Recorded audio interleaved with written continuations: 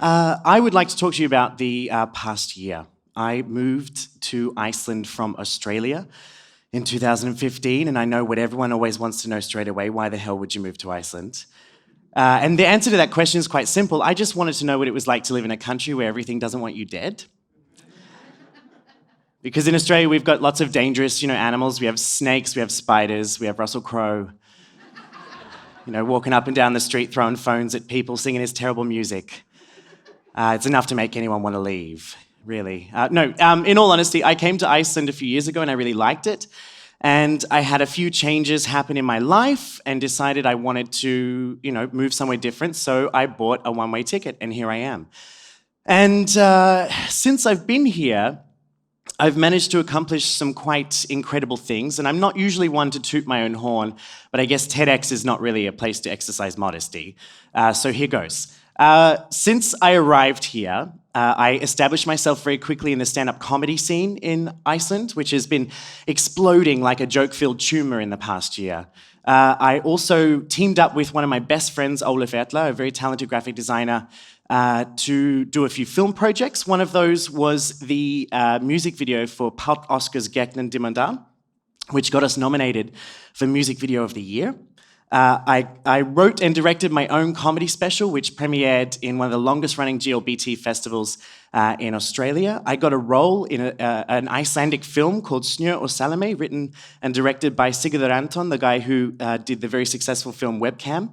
I played a gay Australian, so my acting skills were really at a stretch there. I co-wrote Hedda Björk, the Queen of Effing Everything, which is a story about her life. I am currently working with the opening ceremony committee for Reykjavík Pride.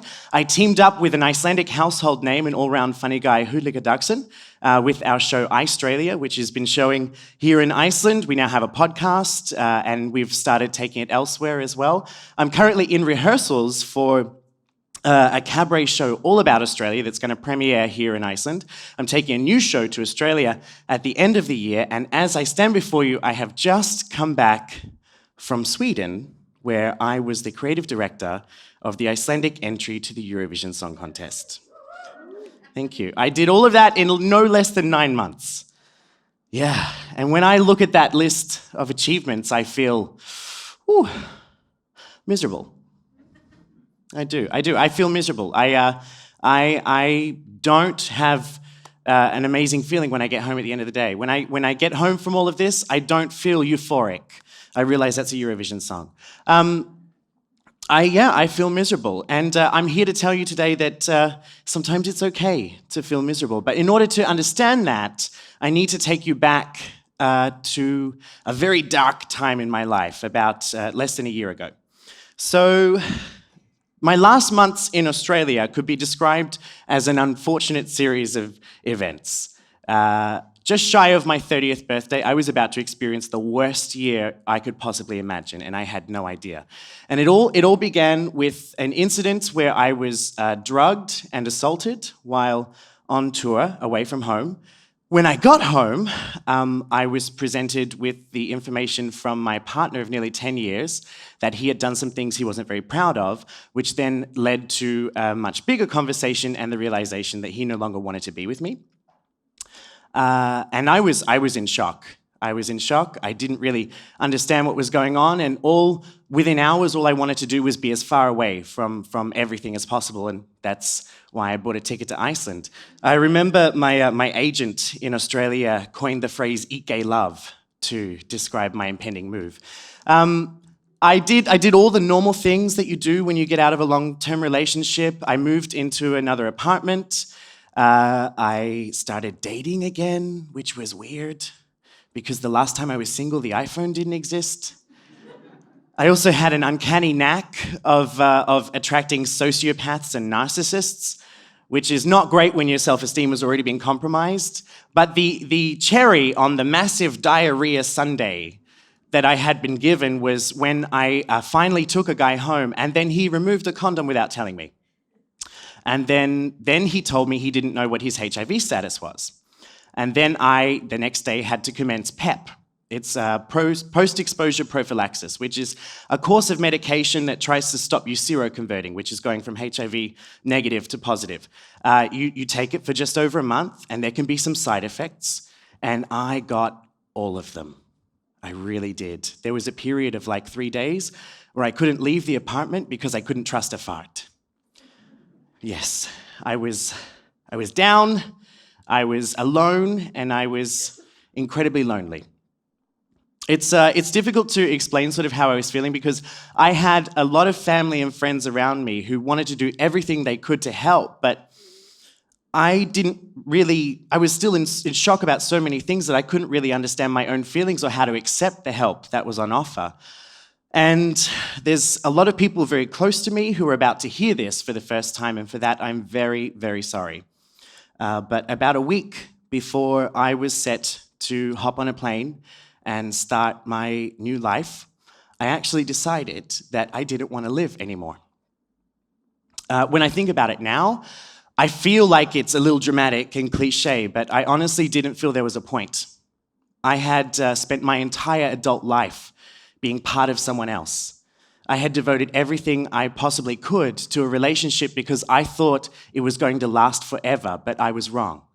People grow and change over time, and sometimes I think you can give so much of yourself to something that you cease to exist anymore. You stop becoming one half of a whole and simply become an extension of a one. And I'm not sure when this happened, but it did, and I couldn't change it.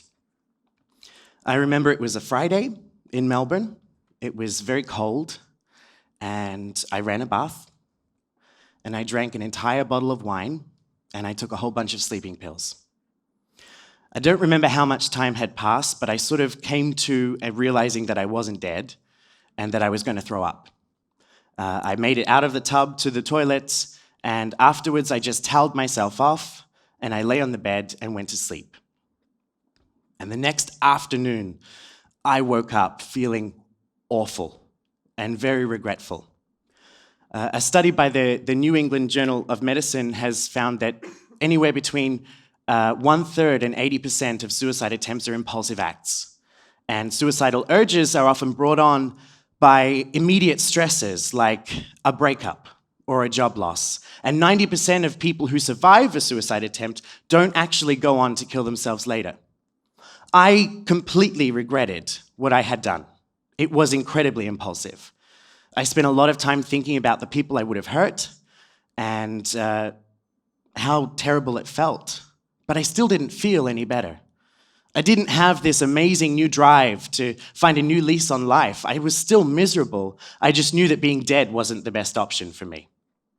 I remember that night I was actually watching Netflix, and I tuned into this show, The Unbreakable Kimmy Schmidt.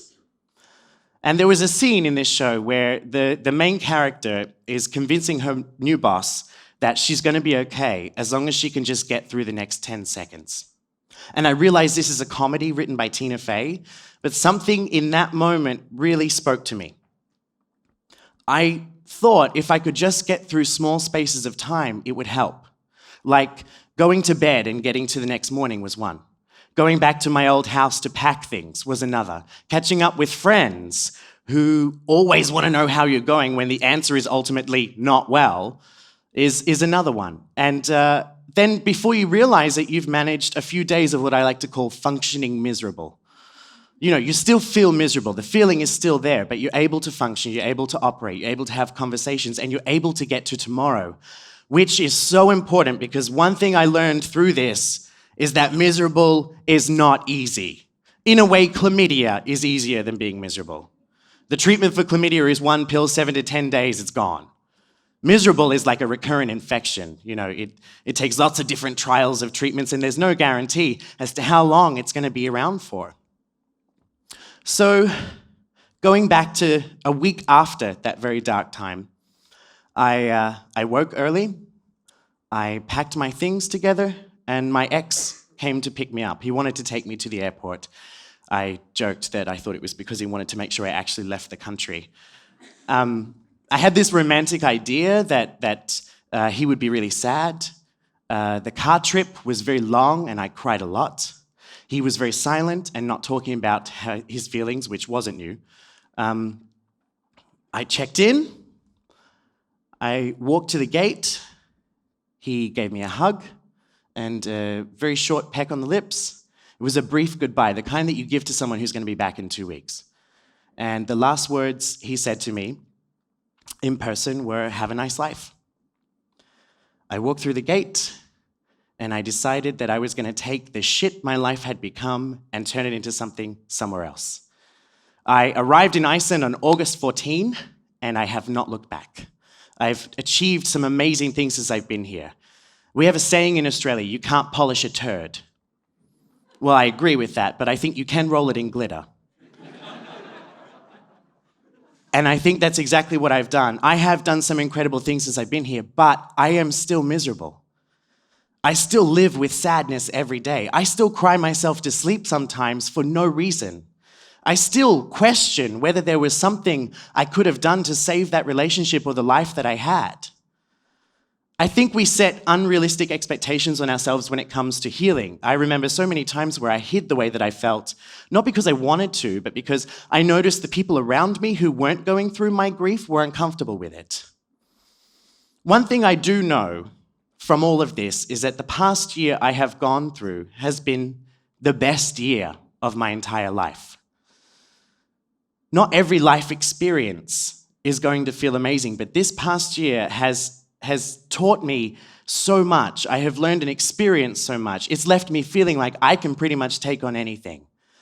I always thought that the best year of my life would be a year where I felt nothing but constant, passion and contentment, but I don't think this is always the case. I think we need to change the way we look at what the best year of our life is going to be. I can say this, if you are currently in a position where you feel like you can't get through to tomorrow, where you feel like there is no point to anything, please find a way to just get through the next 10 seconds. Because those 10 will turn into 20, it will turn into a minute, which will turn into an hour, and every hour that you've had to struggle to get through is worth 10 hours where everything is comfortable. The best year of your life might not feel amazing, but it will mean more to you in the long run than a year where everything is easy. Thank you.